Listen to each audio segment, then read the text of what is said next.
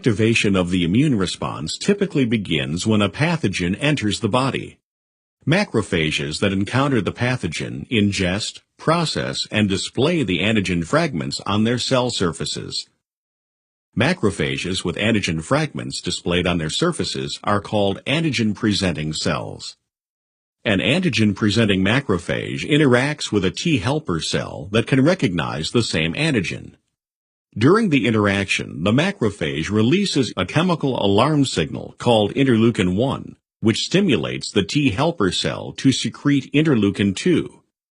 Interleukin-2 causes the proliferation of certain cytotoxic T cells and B cells. The immune response from this point follows two paths, one using cytotoxic T cells and one using B cells. Normal cells of the body that become infected can also digest some of the pathogens and display antigen fragments on their cell surfaces.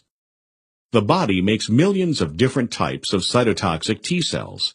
Each type is able to recognize a particular antigen.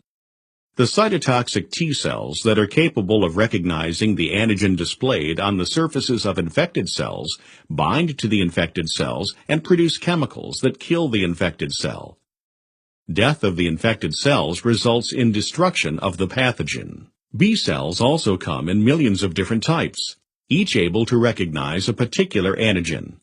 When B cells become activated by T helper cells, they differentiate into plasma cells.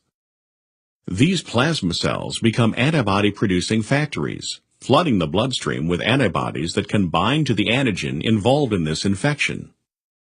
Antibodies bind to the antigens on the surfaces of the pathogens, marking them for destruction by macrophages.